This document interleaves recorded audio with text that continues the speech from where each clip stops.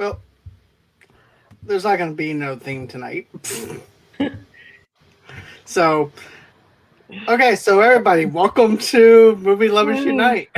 Awkward. Oh no, no Oh. fancy graphics, no fancy. Surprise. No fancy No. graphics for this time. We're I'm going sorry. straight in. Yeah, we're just going to go straight in and everything. Rip Mhm. off that Band-Aid and everything, just go into Black Widow. Mhm. And Rip it off. here's the thing, guys. I had a lot of fun watching Black Widow and stuff like that.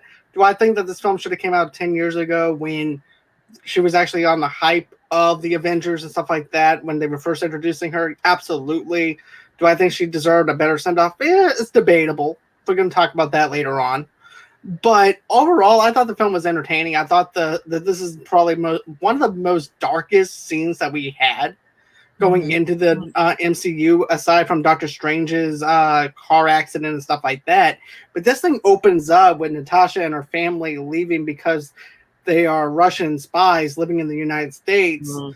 And you can tell something is up, especially when, they're actually playing out on the outside in their yard and everything. And then next thing you know, it starts turning nighttime. And then the father comes home. He whispers something into the mother's ear. And next thing you know, they say, "Hey, remember that trip that I told you about, where I said we're going to be going on this big adventure? Well, tonight's the night." And they're like, "Well, what about this? What about that?" "No, leave that there. We're just going to take the clothes that's on our backs and we're going to go." And another thing, though, too, is that I really liked was the fact that they have the Don McLean song playing, which is American Pie. Mhm. And this is the day that I'm going to die. So the first thing that came into my mind, and if you listen to people are listening to mine and Tamara's Fear Street review that we did, I'm a big nerd when it comes down to music and foreshadowing in music and TV shows. So when he said, "This will be the day that I die," singing "Bye Bye Miss American Pie," the first thing that I thought was like, the father's going to die or the mother's going to die. And that was the first thing that I was thinking of. Even though I know that we're going to see the father later on, but there's still a little bit of foreshadowing that maybe some characters are not so safe in the very beginning of the movie. So that's what I was thinking. Also, too, American Pie is actually, that song is also dealing with Native Americans and stuff like that, too. Yeah, I did a lot of research with this song. But I did not know that. yeah. But yeah, I just thought that was kind of neat of a little bit of a foreshadowing with American Pie. And also too foreshadowing maybe somebody's going to die and everything. Of course, we wind up seeing the shootout and stuff like that when the father gets on the airplane and everything and stuff like that, and he starts sniping the cops that are coming after them and stuff. I was on the edge of my seat when I saw that stuff. But what did you guys think of the opening scene overall and stuff like that? Because I'm going to be honest with you, I thought it was very good. It's like a Tom Clancy spy thriller mixed in with Captain America stuff. I thought it looked really good. I liked the beginning. I didn't quite know where they were going with it at the beginning. It had this, even though it was 1995, it had this Stranger Things kind of vibe, like the 80s. Mhm. And I just, they just seemed like they were a normal family. And then it took a left when Dad comes home and pulls Mom aside and says, "Wait a minute, it's going down tonight," basically. And they're like, "Okay, we got to jump into action." I'm like, okay. Now we're beginning to see the origins of Black Widow, because everything looked normal and now all of a sudden it has gone straight left and they're going on some special vacation and they're just throwing stuff. And I just assumed maybe he was a scientist and, people were trying to kill him because he was there. I did not know they were going to go into Russian spy, the Americans type deal. I didn't think they were going to go into that, but it was fun. It was interesting to see that part of it. The beginning was too normal for me. I had the opposite effect. I was like, what is going on? I need some action and suspense. Oh, okay, here I go.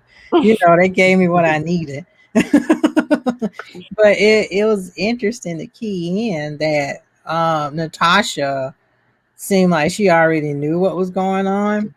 And the little girl was like, "Oh, cool, field trip, yay!" And Natasha was like, "Oh, jeez, today I knew this would come."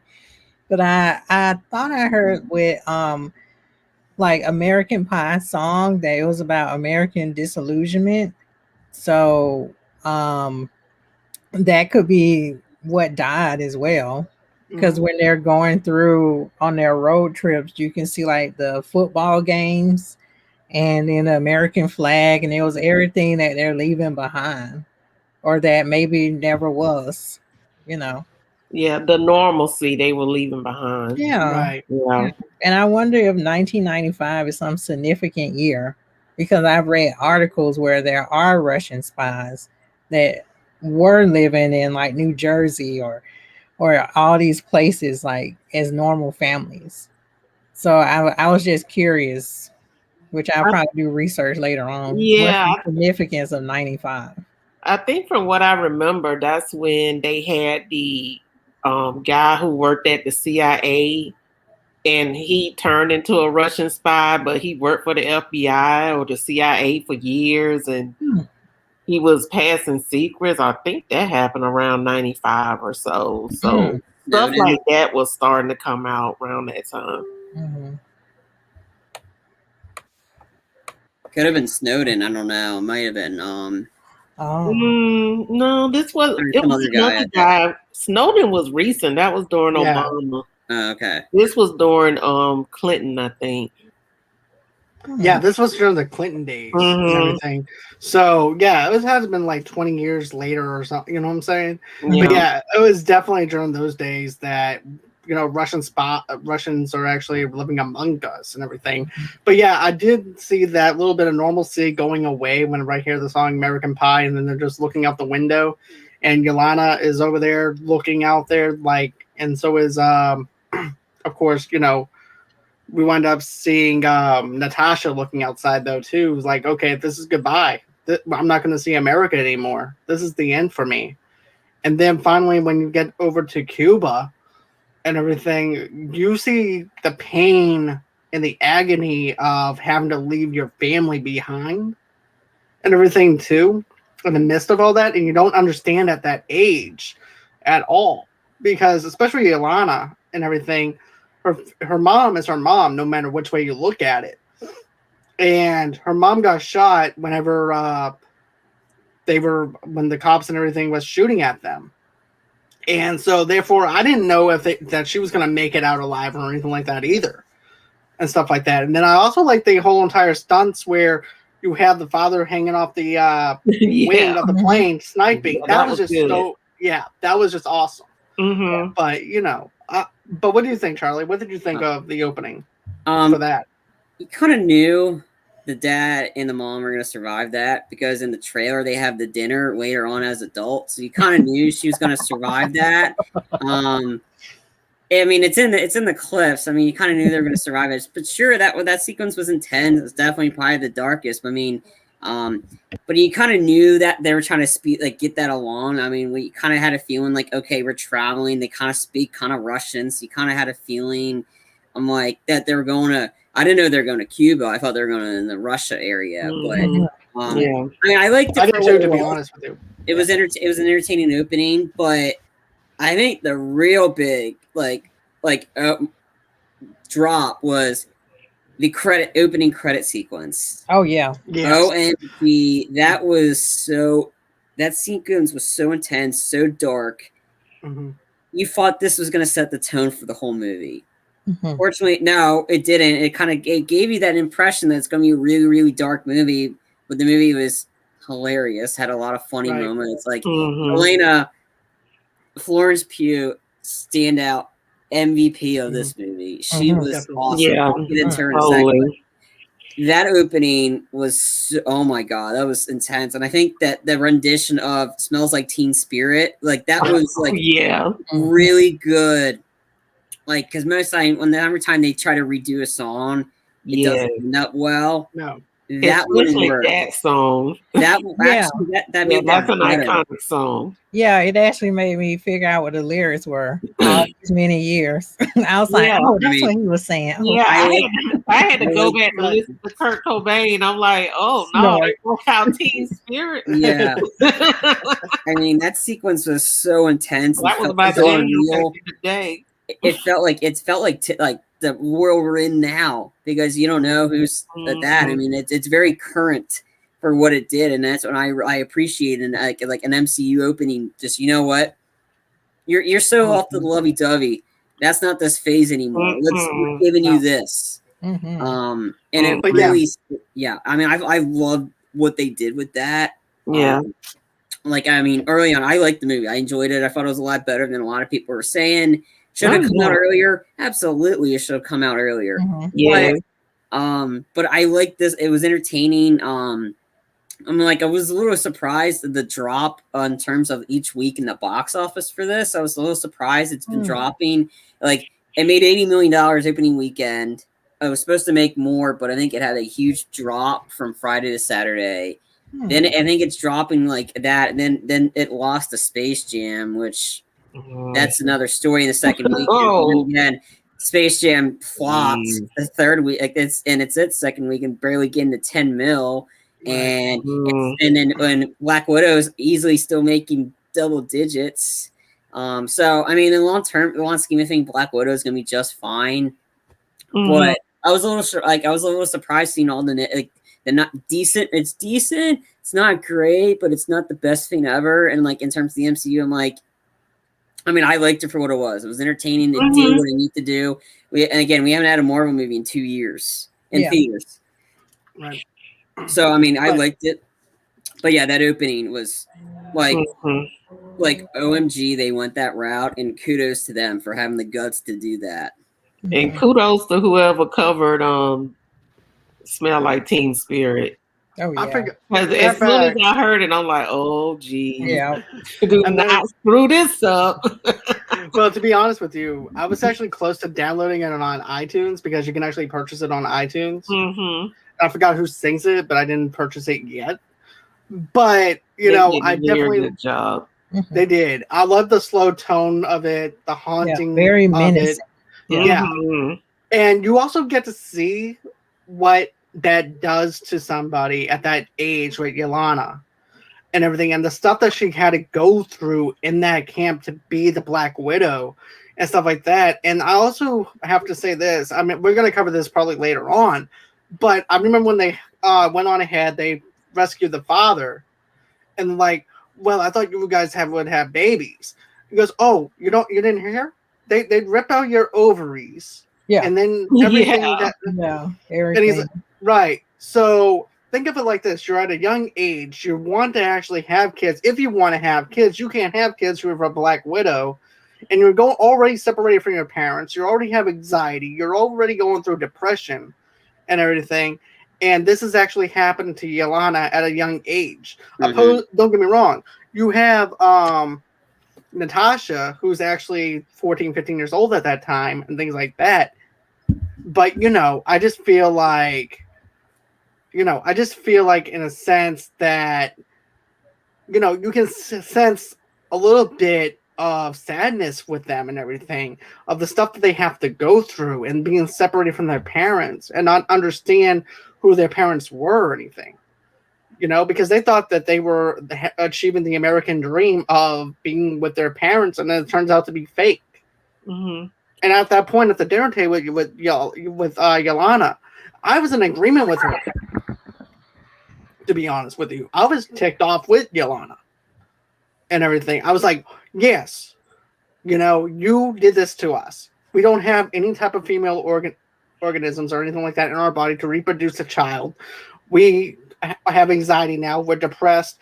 We are also going into alcoholism because Yelena is actually drinking lots of vodka and everything too. Even though some scenes are comical, look at the aspects of what's going on around that scenes and everything too. And then going back to when they were in Cuba, it was sad when Natasha was like, no, you're not going to take her away from me. and she held the gun on all these people. And so her dad had to go over there and get it because she knew that they were getting ready to basically tear up this family, even though it's fake, to tear up this family that she had, and they weren't going to be normal, even though she didn't know they were going to do all of that. But she knew it was going to be bad. Yeah. And yeah. Kind of curious because she said you're not gonna do to me what you did to her or something like that, you know, vice versa. Yeah. So I wonder if she's been cycled through it, but this her younger sister hasn't. So she seemed like she knew what was going on. Yeah. And it's just you don't care for the I mean, he was funny in it, but David Harbour's dad, he was a dick the whole time. Oh, yeah. And he really forced his girls to go for this after, and then he's like, Natasha was going to shoot all those people by 14. She was about to do that, and the dad's like, no, you're going to be okay. Really? Depends on his definition of okay. I mean, not everybody's all super powerful or super fat. Like he is. Well, like, I mean, I agree with you, Charlie. He was a dick in the beginning. Oh my God. When they were kids, I'm like, man, he's an ass. He cares more about his country than he does his fake family. He cared more about God. I'm not about this. I know. Like he cared more about being on missions and stuff. I'm like, really? Yes. And what was sad was the mom was actually trying to be a real mom to the kids, and he came in like, oh, okay, well, we gotta go, you know, and I'm like, we gotta go. Yeah, but no, I mean, it's just like, I mean, and like I like that's why I just love Florence Pugh's performance in this. Like that, like everybody think it's comical when she's saying, "Oh, you know what I went through." The way she says it's kind of funny, but in comedy, it's really not. But she just delivers it like it's like it's just nothing, and that's great. I mean, like I just loved when they definitely had that sister rivalry because the two of them are bickering with each other. I'm like, oh, why do you pose like that? It's so disgusting. Oh, yeah. Like your hair back. So why are you doing that? Yeah. And then I just like, oh, you like this vest? It's got a lot of buttons and stuff in it. And that's the vest that Natasha ends up wearing in the Avengers Infinity Wars. Like Infinity Wars. Oh, I didn't get that connection. Yeah.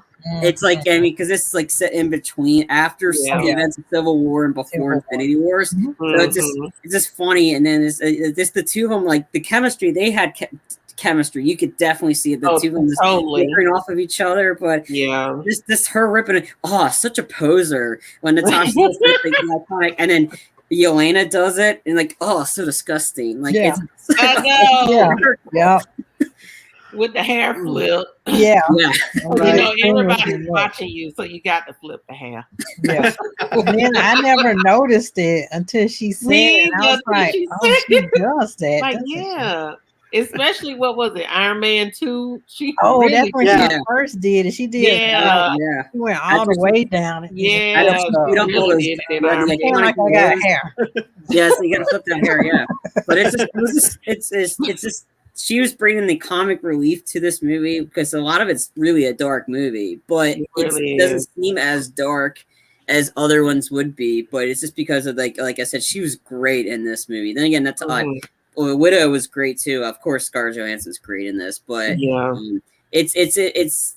I wish there would have been another like that. Like maybe they would have done this before because we all know that. But it sets up a great post-credit scene of where we're going with this, and then that's what I really appreciate. We'll get into that in a minute, but it's just funny. As soon as I left, we were like everybody started leaving the theater and the credits roll. I'm like, yes, you people have never seen it. Got up all the too. way down. This pandemic had them having amnesia. I'm like, wait, what's down? It's like 5 people got up, and everybody else is like, "What?" It was about like what y'all doing? Yeah, it was about 5 people too in my theater, but it's like I was looking up, like, really, you're leaving judging you. Yeah. Well, you're going to be missing something important because literally it is important. It sets up the next Marvel show. Well, Charlie, I agree. Now I wish they had did this 10 years ago because I would have loved to have seen her sister in Infinity War. Yeah, with her. Yeah. Yes, with her side by side. I would have loved to see them fight side by side with that. Well, I think I read that. Hold on one second. Curtis from Listen Podcast you made it on time, Curtis, and everything. Go on in and check out his podcast. And he hasn't seen this movie, so I told him, I said, just come in and say hi. Hey. And I'll go ahead and give him a little shout out and everything. Go ahead and listen to Listen to Listen Podcast and everything. Where you guys get your podcast from. Curtis does a great job doing some comical stuff and things like that on his podcast. So check him out. So hey Curtis. Hey Curtis. Hey Curtis. I read that ScarJo, which is what the hip people call her. Isn't that what she call herself? Oh, well, she's hip too. But yeah, ScarJo. ScarJo said that she couldn't have made this movie before because she wanted to talk about trafficking and things like that. So that, a lot of people thought this movie was too political. So some people I heard they didn't really like it. It was like, oh, it's a political agenda, blah blah blah. Too many women going on, all that stuff. But she kind of wanted to use this movie as a platform to put that out there about trafficking and women's rights and everything. And she went to Marvel and they said, okay. And they was like, it's kind of risky, but we're going to do it. So she said she couldn't have made that movie before, but now she could make it in this day and age.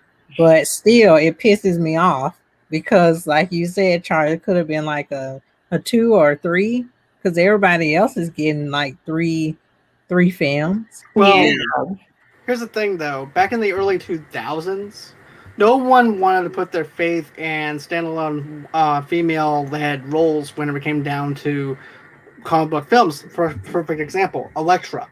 Another example is Catwoman.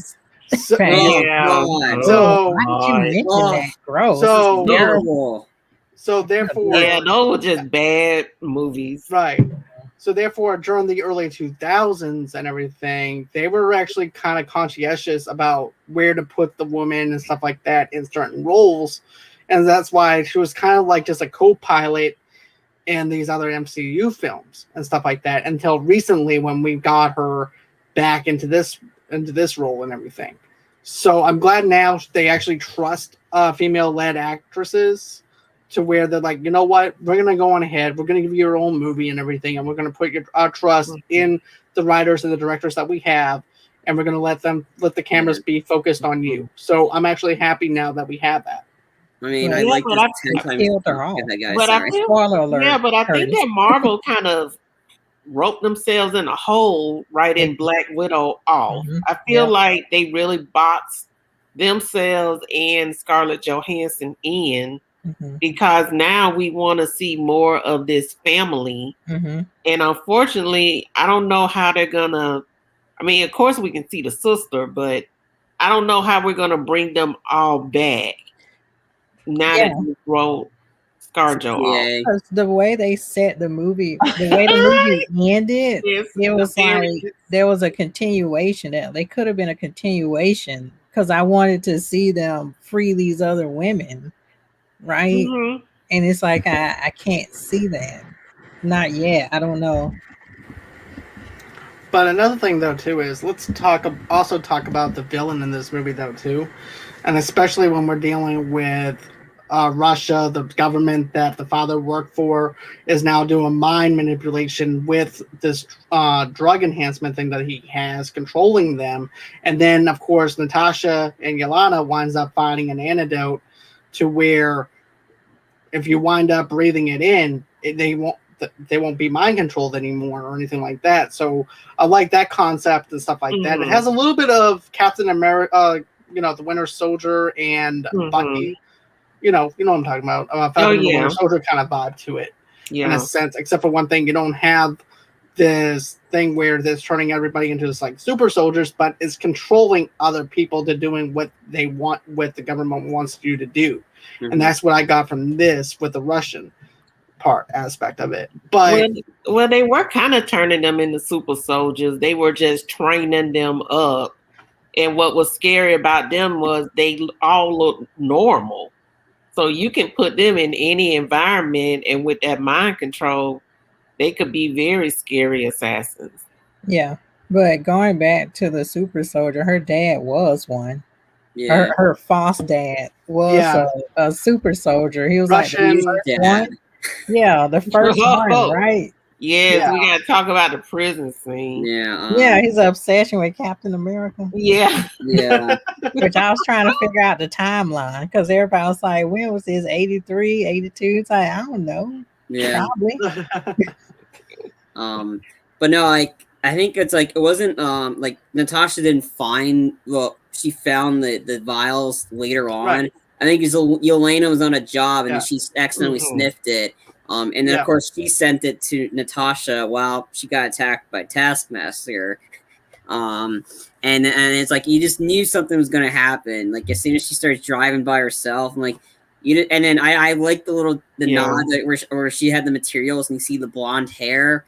Like, this is coming because that's where she dyes her hair blonde before, like, in an Infinity War. Oh yeah. So I thought that was a little kind of like the nice little foreshadowing and stuff. Mhm. But, and I like the fight between the fight choreography was really good in this movie, especially between. Oh, that it and, was. Yeah.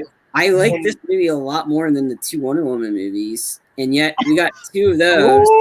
We only got one of this. Like, hey, Patty Jenkins, maybe take some advice and learn how to do some action sequences. Well, to be fair and everything, Wonder Woman, the very first Wonder Woman and everything, it was our first time seeing her on the screen. So we had to get introduced to her for the very first time on the screen. Black Widow has been with us since 2010. So therefore, they can actually dive right on into it to where we can actually feel some type of emotion from her, with her being broken, with her being separated from her parents and stuff like that. Have those flashback scenes and then put her into a Civil War type of setting with Captain America, where she's wanted and then having to go into hiding and everything. That wasn't my question. I was talking more about the action portions, not the story. No, he said that's his girlfriend. I'll be talking about I know we'll get there, but the action scene at the end was real good, incredible. And I'm like, this can't happen in reality. But then I'm like, oh, well, I'm in a movie. I don't care nothing about reality. No. This stuff was good. I'm like, this is good stuff. Well, John, go ahead. Curtis asked, do you think the movie was worth the 2-year wait instead of going on streaming when they announced the delay? I think that it was smart marketing. In a sense, because of the fact, it didn't make much, but it broke even at the box office when you think of it in box office terms. So they broke even right now because Black Widow is now sitting at $316.4 million, and the budget was for $200 million. So even if you split, even though you would get a third of that because it goes into the box office and the rest goes into the movie theater, it still made some of its money back and everything. So it did break even in a sense. Do I wish that it would have made more? Yeah, but John, how much is I don't know. Wikipedia mentioned this. How much of that is actually included with the Disney Premier Plus? It doesn't. That information. That's the question. Right. That's also another thing though too that I don't know about. So it's probably, go ahead. Sorry. Oh no. So it's probably made potentially almost $500 million. Yeah, at least that, because I know opening weekend $80 million was from theaters, and then $60 million was about from the Disney Plus, like the Premier service, whatever, and and we're getting it. It's going to be in digital in 2 weeks. It's going to be available digitally in 2 weeks, and then September 14th is released in physical media. So I don't know how much more it's going to make in terms of theaters. Like, hopefully it continues doing well. I mean, like this weekend, I think it could do a little bit more, but I'm sorry, anything coming out next weekend is going to get like easily destroyed because you got the Suicide Squad. coming out, and the Suicide Squad's going to be. Oh yeah, like that's right. I think what I was saying, John, was in terms of technically Wonder Woman showed up in Dawn of Justice before her own movie, so wanted to throw some shade there, you John, but and I was just doing in terms of the action sequences. I didn't care about the story in terms like clean it up. Like, Patty Jenkins does not know how to do an action sequence. Charlie said, "I don't have nothing to clean up." And you didn't see Black Widow hold a fake baby. Look, here's the thing. I understand. Here's the thing. Oh Wonder no! Woman Did 1984. you get into that scene? Oh no! Here's the thing. I understand that logic and everything because here's the thing. Wonder Woman 1984 wasn't that great of a movie. I even said that in our review and everything when we did it. I'm just busting your balls. I know. Tomorrow night. Well, I don't be talking about my girlfriend, number one. That's all right. That's why Charlie we gonna review Hallmark movies for that. I didn't agree to that.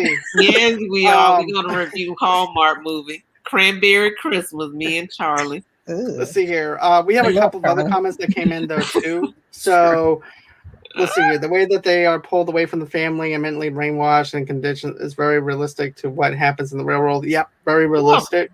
It really was. Yeah. And that's why the trafficking part was good for me. And because it's really what truly happens. I mean, actually today I was watching Court TV and they were talking about human trafficking that is happening in Iowa. In terms of a murder trial that happened about a month ago. It has nothing to do with the murder trial, but it's happening, and this is in a small community in Iowa. Mm-hmm. So it's happening all over the world, and and I'm glad they brought it up because it's real. Definitely.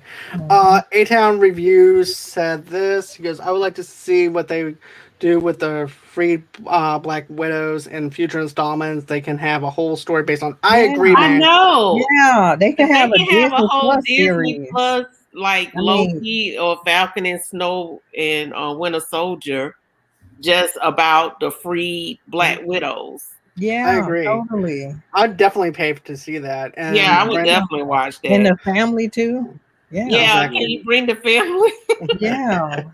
Brenda said there could have been more focus on what happened. To be honest with you, I think that they did that enough with the closing when they go ahead and I want to see what happens after this. After this. Yeah. Same here as well. Yeah. Go ahead. No, go ahead, John. Okay, sorry about that. But here's the thing, though. If there's one little small minor thing that I have to say is this. I love the movie for what it is. I liked it for what it is. Thank you for Ladasiah for letting me watch this movie. I appreciate that. But here's the thing. I feel like the villain was very wooden because here's the thing. I feel like this. Whenever you look at the background of this character is supposed to mimic other superhero moves. The only person that you see them mimic is Black Widow, which is Natasha, and maybe one or two other characters, and that's it. To me, this is me speaking from my standpoint.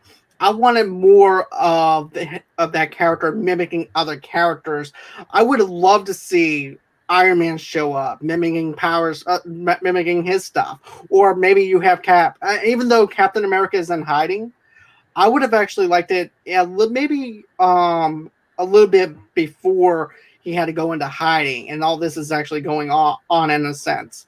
But I would like to see him mimic other people's moves, other characters' moves besides Natasha's, because it'd be a complex character driven, where you can actually have him doing different types of moves and stuff like that. And while he's focused on one character, there's other characters coming in trying to tackle him down. And then next thing you know, he's analyzing that character, trying to block the moves off of that character. And then the other character that he mimicked, he has to go back and remimic that character. So I feel like they could have actually done a little bit better with the whole mimicking part of it. But other than that, though, I thought, having this other person that can actually manipulate your mind into doing what they want you to do was very, very good, to be honest with you. And I like John, his daughter, the villain's daughter. I think that's who John was talking about. Oh, that's who you're talking about. Okay, yeah.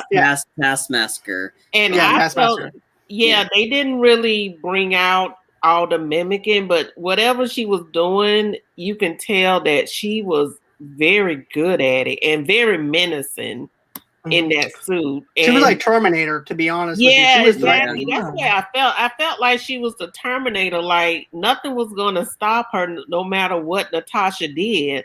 And I think the first time she dealt with her, she finally had to just jump in the river.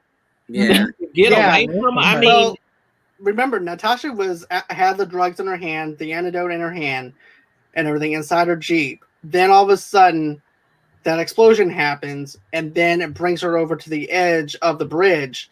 And then, of course, that's when they have that fight sequence. And then after that fight sequence, that's when she hurries up, takes the antidotes out of there, and then she acts like she let him blast her into the water. Mm-hmm. And then that's when she swims away. That scene alone is enough to actually give you nightmares because of the fact that you have a character that can actually mimic your moves and then and stuff like that. And Natasha didn't know what to do. Her whole entire self-defense is actually shot down at that point. It's like, okay, I'm screwed here. Yeah, so she was like, I have to live to fight another day. Let me try to get out of this situation because everything she tried, I mean, there was a counter for it. Yeah. And I know there's Taskmaster in the comics, but I would have liked the name to be Mimic or something.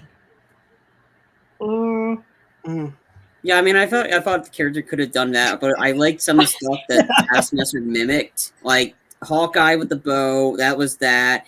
The knife, that was Bucky. So the Ray Winstone character was saying the mind, like as what Alex said in the comment section, a mindless drone. Yeah, but I think because they had her watch every single Avenger character, so there's no way Taskmaster is going to be able to mimic the Hulk. That's not happening. No.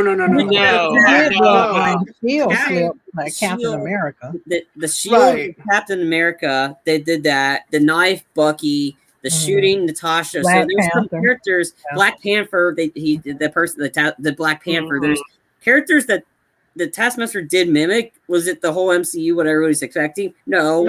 But he didn't have to. See, here's the thing. Whenever I say I wish that there was other characters that was involved with the mimicking, I don't mean like superpowers or anything like that. Just your normal superheroes. Like you have Captain America, you have your Bucky, you have other characters like the fighting style. Like she could have got Bucky like when he was a soldier and his fighting style, which especially with the knives.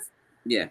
Because if back in what was it, Winter Soldier, when Natasha tried to deal with Bucky when he was Winter Soldier, that was rough for her. Yeah. I mean, he was kicking her butt all over the place. And that's what the first battle with Taskmaster kind of resembled that. So there's still exactly. There's a lot of Taskmaster didn't just mimic Natasha, mimic Cap, the shield, Hawkeye, the bow. There's other characters that the Taskmaster represented. So it wasn't just that. I mean, I don't think how they could do Iron Man. I don't know how they could have done that, but unless it's some tactile fighting Iron Man does. And Iron Man doesn't really fight. He just laser you with his beams. Yeah. And sometimes that's about it. There's not like pretty much anybody can do that. So I mean, for what it was, I liked what it was, but I mean, I just thought it was I kind of saw that twist coming, but I mean, I still thought Taskmaster was a lot better than the leader of the Widows. That Ray Winston. He was kind of weak. He was like a Yoda. Person with a puppet stuck up his ass. Who was that? Her daddy? Oh, wait a minute now. Who was that? Her daddy? No, I don't know. Yeah, a lot of people that played this. He was the one that kind of like dad, Taskmaster's dad. Oh, Taskmaster's but dad. It was kind of ingenious. I did not like him. He used his pheromones. Yeah. To like as a weapon. I never seen that before. So that's pretty cool. I did not care for. I didn't care for Taskmaster's dad. He just seemed like he wasn't very menacing. He just seemed weak. Yeah. I thought that way with BMO. to be honest with you, in Civil War. Yeah. With Zemo. I felt that way with Zemo and Civil War. But here's the thing. If they do the same thing and give a villain the same type of screen time that you get with Zemo in the Winter Soldier, with Falcon and the Winter Soldier, his stuff could actually turn around to where, okay, I could feel some type of menacing stuff with him. With Zemo and Falcon and the Winter Soldier, I felt a lot more menacing with him compared to Civil War. In Civil War, I didn't really feel that energy, that vibe of someone that was a villain or anything like that. He was just a puppeteer. This one, in the season of Falcon and the Winter Soldier, I actually felt him menacing. I actually felt his sneakiness compared to Civil War. Now, if they do this with this villain, I'm all for it. If they give him more layers than that one layer. Well, I'm not. Well, you know. Yeah, it's supposed to be up. I mean, to be honest, I thought the villain in Austin Powers was more menacing than him. Wow. I mean, you know, I really did, because I was just like, really, this dude is a effing clown, you know. Pretty much. Dr. Evil beat up Jerry Springer. This guy can't beat up anybody. But another thing, though, I want to talk about is whenever finally we have the father escaping from the prison and everything too. I thought the prison fight brawl was really good, to be honest with you. And also too, I like how Natasha and Yelena is like, "Don't make a scene." All of a sudden, he's breaking out of prison, ripping off prison walls, stuff like that. I'm just using that as an example. I'm not going for verbatim here, but you know. The extravagance of him breaking out, he goes, "You caused a scene, didn't you?" Yeah. Yeah. And then, of course, Natasha has to jump out the helicopter with her leg whipped.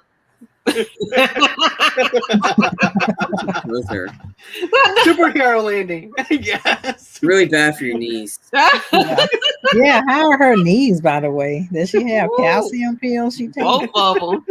I know my knees were crunching, looking at them like, "Oh Lord!" ScarJo's knees has to hurt. For them. Maybe she was quoting Wade. Wade, like Deadpool said that one in Deadpool when they say superhero landing. It's really bad for your knees. Yeah, it is. Right? It is. It is. ScarJo probably had to get some Epsom salt or something later on. Something. Still, her doing that is a lot better than Colin Jost acting. Who is he? Her husband. He was on SNL. Ooh. Oh! She married him, the SNL guy. Yeah.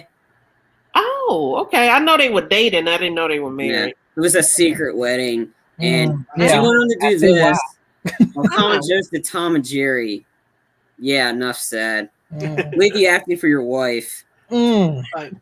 Anyway, so. At least it ain't Ariana Grande and that other loser. Pete Davidson. They were. Whatever. She dumped him or whatever. Thank I don't God. know. I ain't even know what she saw in that mess. I'm like, man, that dude got issues. Oh, yes, John. Okay. So he's got a lot of illnesses. He's got illnesses, and his dad died in 9/11. Yeah, his dad. When they said his dad died in 9/11 and he was a firefighter, I'm like, oh, geez. That was a movie, so some of it was real. He got issues. Right. The boss is talking. Yes, John. So it's okay. It's cool. It's okay. I'm just trying to put us back on track a little bit. I know. But going back to the prison breakout scene, that's some good action. That's good action. It definitely is. With them trying to rescue their fat daddy out of prison. Fat daddy. Fat daddy. But I like that. And then, of course, you know, he winds up getting into the helicopter and everything. And he goes, "Oh, you cannot hear me." Okay. So he goes on ahead, starts talking to them and everything. And he goes, "So, thank you for saving me." And then he goes, "I thought you would have children." And then that's when they start talking about the uterus. And then they start going into detail with it. He goes, "Okay, no more." Yeah. You're like, no, I don't want to hear that. I don't want to hear that. I don't want to hear that. Yes, but of course we got to talk about the scene where the dad tried to get in his own type Captain America costume. Yeah, Brandy looked at me. Brandy looked at me and she's like, is he seriously going to do what I think he's going to do? I said, yeah. I was like, come on, all you have to do is lay down and bun that up. No, every woman knows that. If you ever, every woman has worn some tight pants, and as soon as I saw that, I'm like, ooh, the struggle real. The struggle is real. Do them jumps. 1, 2. I know. Just like Beyonce said, if you don't jump in your jeans, you don't feel my pain. That needs to be a bumper sticker. It probably is. But what do you think, Charlie? What do you think of some of the things that we talked? I've already said it. I like that sequence and all that kinds of stuff. I think we mentioned it earlier on. Right. I thought it was a cool sequence. It was entertaining. It did what it needed to. Just proved that he was just a douche dad, pretty much. A fake douche dad. Yeah. That's right. Fake douche dad. And he's like, and then him putting the suit on, that was kind of funny. It was the family, and then you see the mom still alive, and she was in charge of the whole mind control thing. And then that's when you get to see Florence Pugh's character really go off, because she thought it was real, and everybody's trying to take that like they're taking that away from her, like they're forcing her to do it against her will, and that's why I really liked her character. She was so good in this movie. But yeah, that was an entertaining scene. I mean, the whole, like I said, the whole movie's entertaining. That was pretty much it. Yes, I have gotten into jeans like that too. The scene with the mom was interesting, like you mentioned, Charlie, because she was explaining mind control, and she used the pigs as an example, and I thought that was really interesting and sinister at the same time, and it made you uncomfortable because somehow she controlled and I guess it was a real scientific experiment too. She was explaining, but she just controlled the pig just with some I guess it was a microchip in the pig. I was trying to figure that out. It was supposed to be a microchip in the pig where she could like train him to stop breathing. And the pig just, stopped breathing, and she was just explaining her plan or everything she's doing, and everybody's like, "Can you stop now?" I know. That was quite uncomfortable. Kill the pig. Yeah. Right in front of us. Yeah. She went on ahead and just told the pig to stop breathing. And then the pig just falls over and dies. She's like, it's okay. I can bring him back again. And everything. So it was nothing. I'm like, okay, this woman is totally messed up. Yeah. I'm still Nicholas Cage's pig. Some parts of the dad to me did seem sinister only because of the overarching theme. Like in the beginning, where they went to Budapest, whatever. We say Pest, but she said Pesh. I don't know. That was that whole funny part of pronouncing Budapest. But just when the girl, one of the Black Widows fell off the building, right? And her leg was broken. And then he was still controlling her or doing his mind control from his office to still shoot Black Widow. And then she was like, he's making me do this. And then he forced the girl to shoot herself in the eye. Like, to me, that's a bit sinister to me. Like, I know he didn't seem that menacing, but that's pretty hardcore stuff right there. That's true. Force somebody to kill their own selves. That's very true.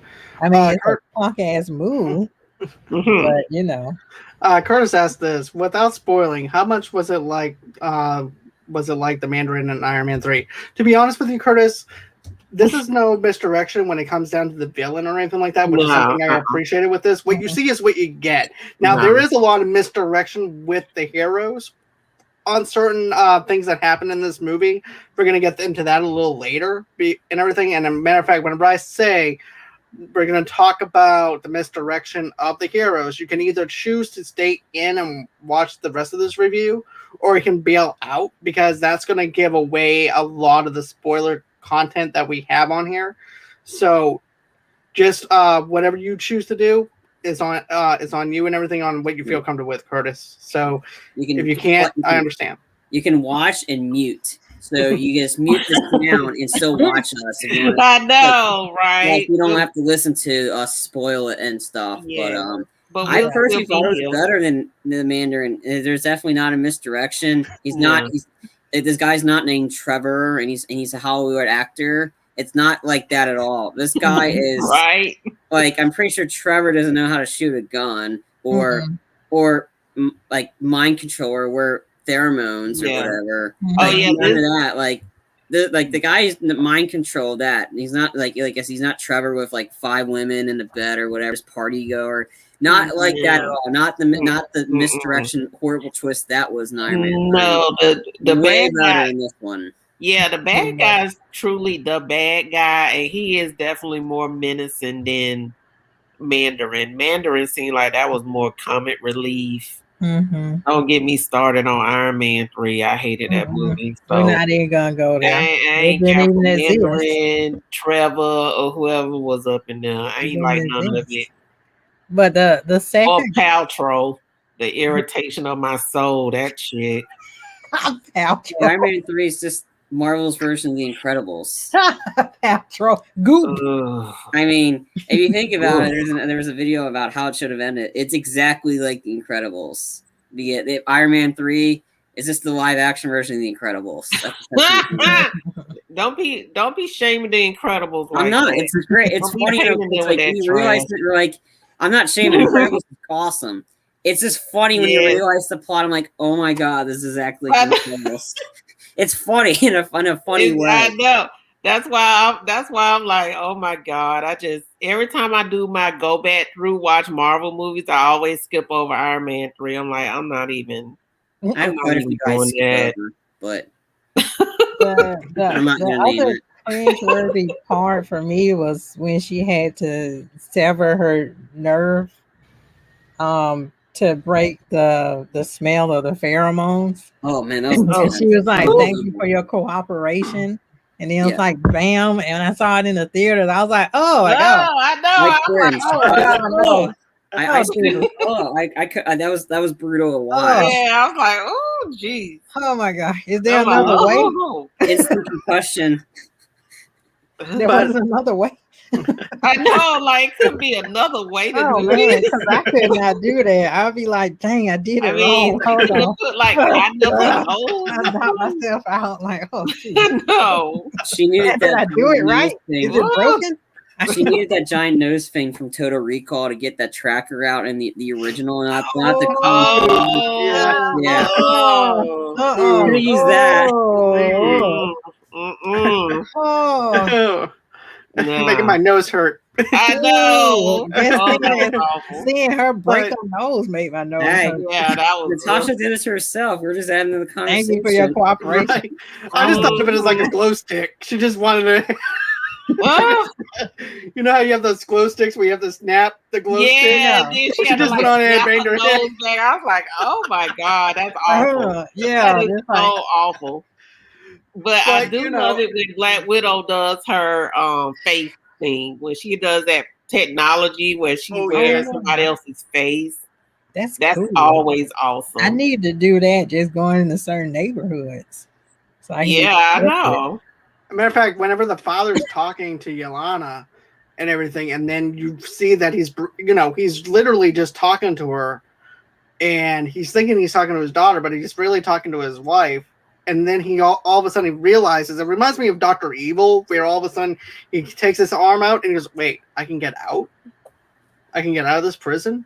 So he gets out, the door slide open, and he looks at his daughter, or what's supposed to be his daughter, and it turns out to be his wife. He goes, wait, I spoke to you? I opened up to you?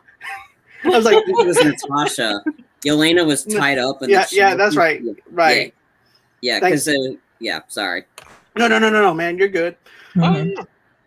You're cool. But yeah, I just thought that was kind of neat that he opened up to her, and it kind of reminds me of how Yelena feels about her fake family, about taking them away. I was like, you don't feel so great now, do you? Now you feel what Yelena feels. But also like how too they're like, well, where's the red room at? I don't know where this red room is. And then the mother knows where this red room is and is actually up above. It has this GoldenEye kind of feel to it with the way the hideout and the structure is. That's why I was saying on Facebook last night, it feels like a GoldenEye movie and everything, if you think about it, because of the fact that it's up on the top and it's in the sky. And that's why I had this GoldenEye kind of vibe to it. But that's just me. Watching GoldenEye as well in the trailer, Natasha. She was watching a James Bond movie. That's true. She was. I don't remember. Oh, okay. Yeah. But there's something else I want to Bean. Okay. There's something I wanted to mention though too, Charlie. You had my wheel spinning earlier whenever you were mentioning the whole mimic part. Yeah. Now here's the thing. I can actually believe that she was probably that we actually have the villain actually watching video footage of security and stuff like that and mimicking their moves that way. If that's the case, I can actually buy into that because who knows? Maybe the other villain, the puppeteer, is like, you know what? You're gonna sit here, watch these videos, watch these cameras, and watch their moves. So if that's the case, I can buy into that. Where that's how she's knowing how to mimic all these other characters' moves in that kind of sense without having them in there. Sorry, go ahead. I think he revealed that when he was talking to Natasha that she was like, he revealed that I had her watch your friends, watch your watch all the footage. He revealed that. I think that's how he's able to do that. Sorry to interrupt, John. There. No. You're good, you man. Revealed it and downloaded something in the back of her head. And that Sean Bean reference I was referring to, because you guys talking about GoldenEye, we needed Sean Bean and like as the villain and have a thing just drop on him. That was the whole joke with Sean Bean I was referring to because of GoldenEye. Now I love Sean Bean. I love me some Sean Bean, but he dies too much. He dies too much in these movies, man. The Martian is probably maybe the only movie that he doesn't die in, aside from the second Silent Hill movie. Which one? The Martian. Yeah, The Martian with Matt Damon. Okay, yeah. Okay, because Game of Thrones just didn't do him right. Died in the first 15 minutes. Damn. I mean, Game of Thrones couldn't even get his dialogue out before he died. Yeah. I know. Of course, Sean Bean was going to die right off the bat if it happened in the books. Oh God. But no, I had a lot of fun with this movie. I thought it was entertaining. Also, too, the other thing that made me hurt in this movie is where he throws Natasha off of him, the main villain, which is matter of fact, when Drufkov, whenever she takes Natasha and throws him off his back, and then he winds up making her bang into the desk, and the way she flips over the desk with her stomach on the edge of the desk made me hurt. The impact of that alone made me hurt. And then, of course, once it all starts exploding and stuff like that, and he winds up dying. And then, of course, we have that whole entire villain fight and everything, too. That was something to actually see between Taskmaster again and stuff like that. And then trying to bring Taskmaster back to where she's not being controlled anymore was really good. Yeah. And that aspect. Yeah. So, yeah. Like I said. Yeah, and I love the Scarlett Johansson, I think Taskmaster fighting in the air as the Red Room was exploding. So I think that's in the trailer too, where she's doing all this fighting, but it's pieces of debris falling around her.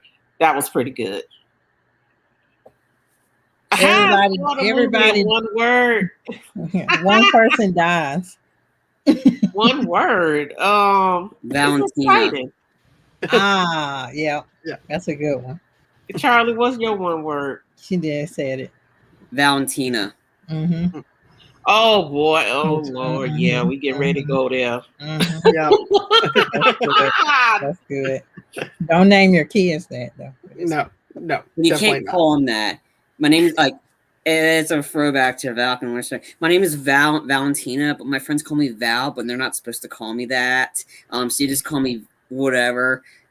When you get to her first appearance was supposed to be in Widow, but because of pandemic and stuff, that's why they made it Falcon her first appearance. Oh, okay. Right.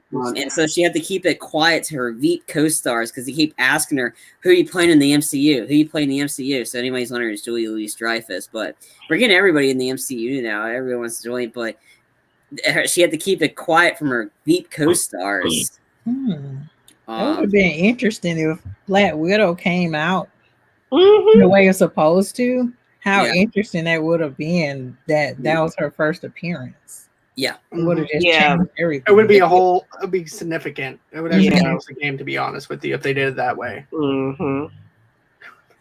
Oh, you will. You will, Curtis, when you see it and you watch Falcon. You'll know who I know. Stay for the post-credits scene. Winter Soldier yet. Yeah, stay for the post-credits. Yeah, stay for the post-credits. So let's talk about this post-credits scene and everything, because I really enjoyed it. Because here's the thing, we know that Hawkeye is supposed to be coming out soon. We don't know in what capacity that this was going to be linked to Hawkeye or anything like that. But I like the fact now that Yelena is by herself. Now she wants revenge on the person that's responsible for her sister, or supposedly supposed to be responsible for her sister and everything. And it's totally different, and it's the government twisting things to their own understanding to kill Clint and everything. Poor Clint just can't catch a break for anything. Nobody knows who he is. Nobody knows who Hawkeye is. Because even Brandy's like, "Who's that?" I said, "That's Hawkeye." Oh, yeah. Nobody cares. He not as significant. Just shoot arrows, and he got like these super power and tactile fighters. When I saw Clint pitch, I'm like, "Oh man, this dude can't catch a break." Mm-mm. I think that was a good way to set that. I mean, I like this the clothing that Yelena was wearing. The yellow is kind of like the yellow shirt that her sister wore when she was little, and then I think her fingernails were blue, like her hair. Yeah, so there's that. And then she was to the grave, but she's not buried there. It's like and then all of a sudden you hear the sneeze or like, oh God, I hate the West, and I thought that was kind of it's just like. I'm allergic to the Midwest. I'm allergic to the Midwest. I thought like her appearing, I'm like, I knew exactly it was going to be her because I knew she was going to be in this. I just didn't know what capacity, but how this set up Hawkeye, which is supposed to have Yelena in it. I'm really intrigued now. Yeah, I don't think they're killing Clint off. I think Clint's gonna help Yelena. Like, no, I didn't kill your sister. We were he's going to describe the situation, because that situation would have been a lot different if it had been somebody else. If it was like Thor and the Rocket and they went to that world, Thor would have just picked up Rock and just chucked it. I don't care about you. That's more, this added more meaning to that sequence. It was the two of them. And then and Natasha kind of knew there's not much left for me to do. And I think she did what she had to. I would have liked her to survive. I mean, it was a shocking death. But what happened after Loki, even though Scar was I'm done.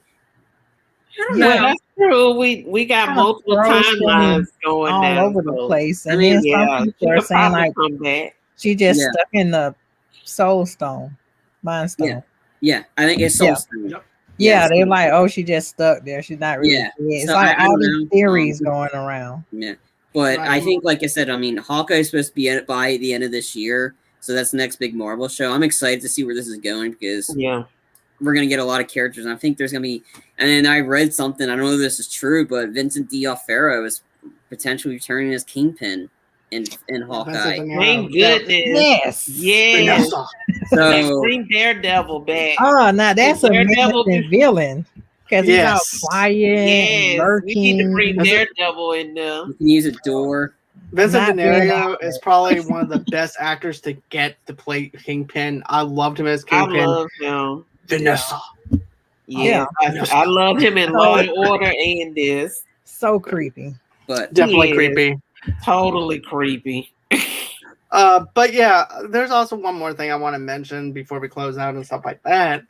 Was, another thing though too that I didn't think that they did a really good job on was just captivating on who Black Widow is. The origin story was really good. Yelena, the chemistry with them was really good. I really like the back and forth with them. I feel like this was the best of the female-led roles when you think of an origin story. Yeah, we had Captain Marvel, but this one just kind of tops the female spectrum whenever you look at female characters for the MCU. To me, It seemed more like the most realistic origin because it could happen to anyone. Right.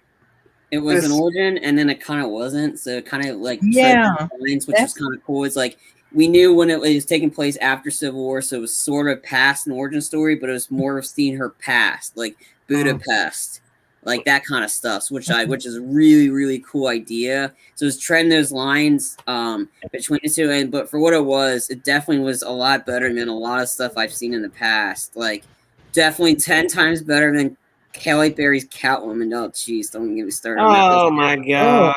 No, I got a bad taste from my mind. It had open toe shoes. Lord, Charlie talked about it again. I like this better than Wonder Woman, the 2 Wonder Woman movies, because it's open toe shoes. Yeah. But it's definitely better than Captain Marvel. And I actually saw Captain Marvel again last weekend. And I mean, it's the origin story, but that just don't get Tamara started on all that. Like I said, I thought it was okay. It wasn't the greatest. This was Black Widow is way better than Captain Marvel to me. Exactly.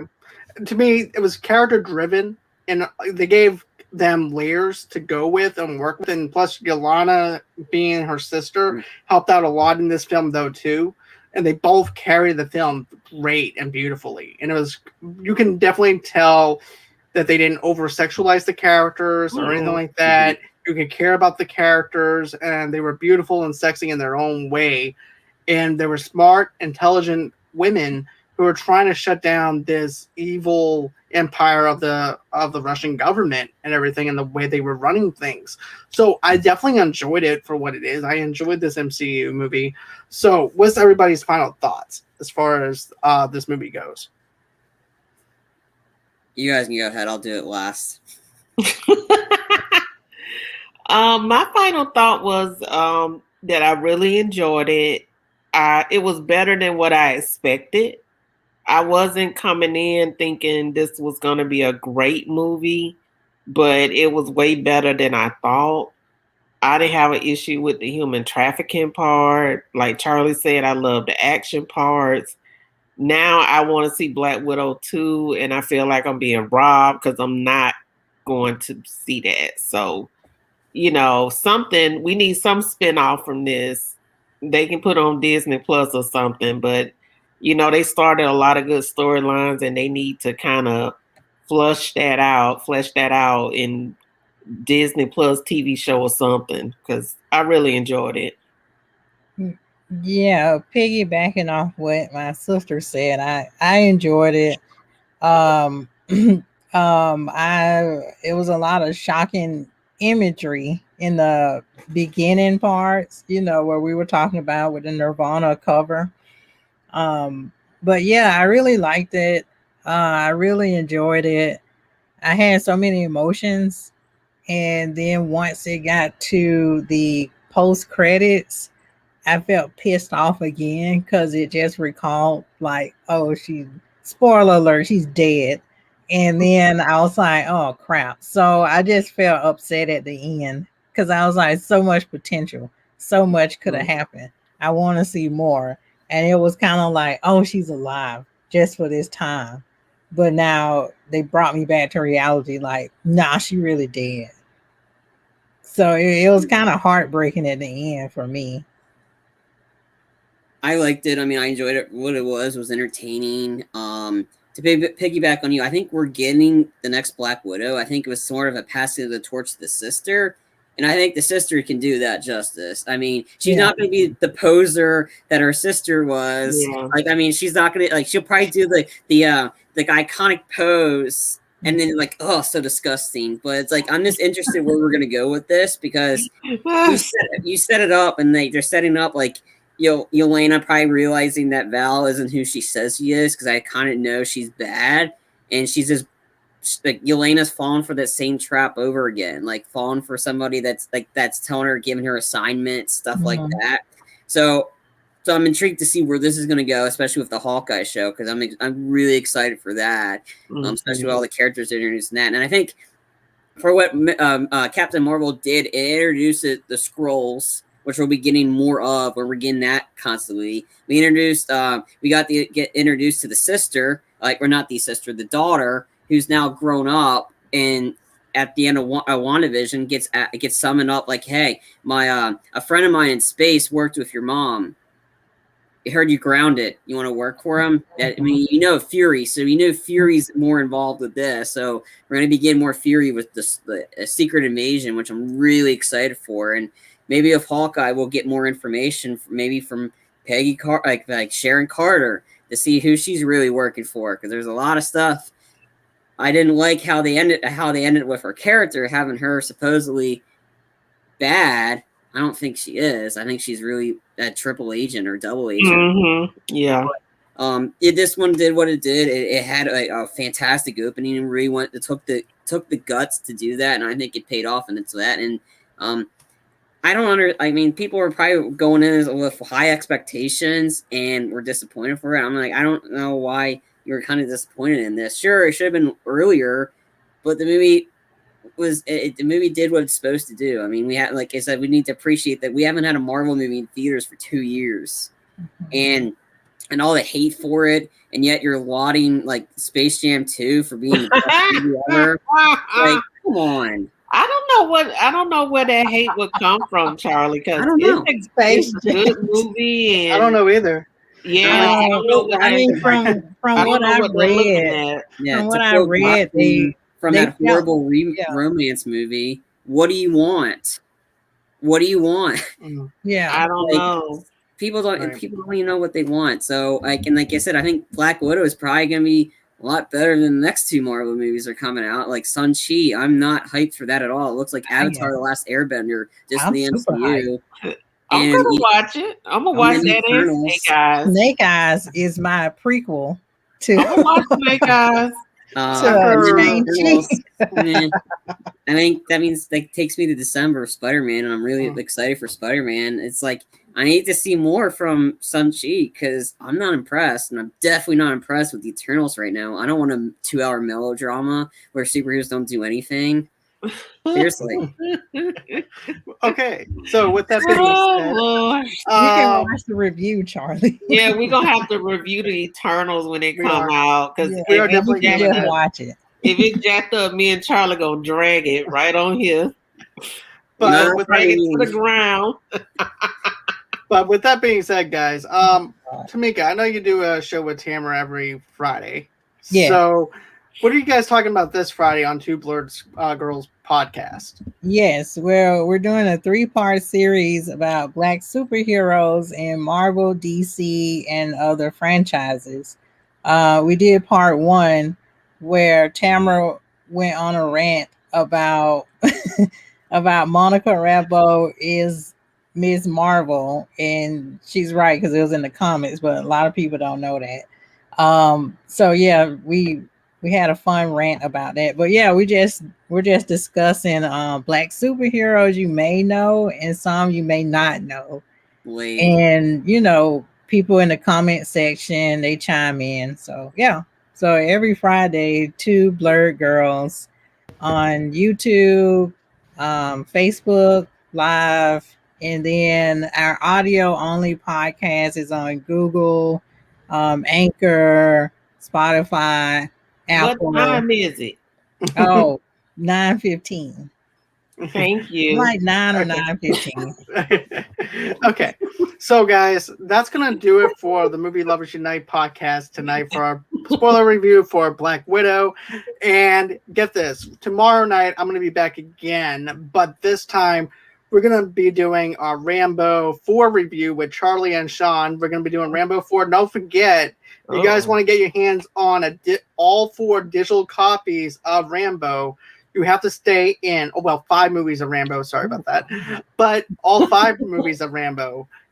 How do you do that? You have to stay through the whole entire show and tell us why you're the biggest fan of Rambo. And you get the winner will actually get a digital code for all 5 movies of Rambo.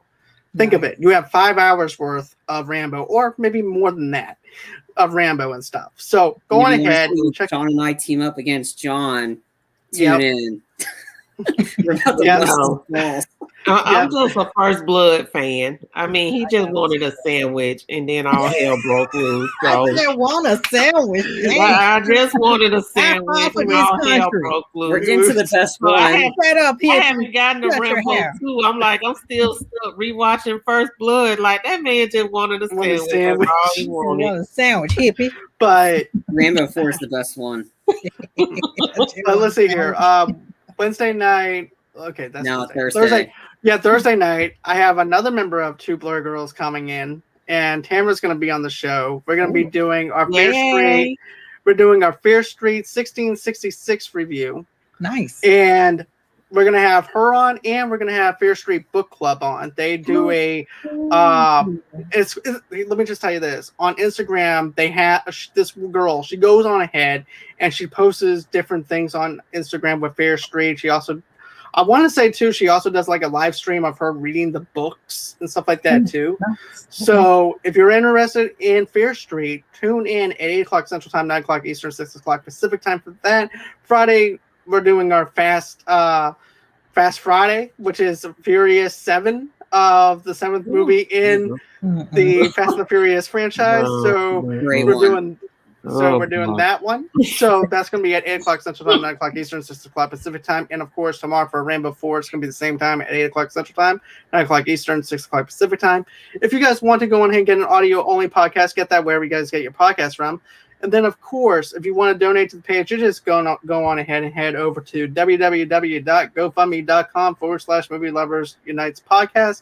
Donate $5 to $10 over there if you want to. If you can't, I totally understand. A simple like, a simple share goes a long way. So smash that like button, smash that share button, give me a thumbs up. Also, too, rate me on Good Pods. Good Pods is a great place to go ahead and talk about other podcasters and stuff like that with their episodes. Rate us, tell us what you think or what you don't think about our podcast and everything too. Tell us that too. I don't mind. It actually helps us see what we're looking at. And then also too, follow me at Movie Lovers TV Lovers Tonight on Facebook and underneath the same name on Instagram and on Pinterest.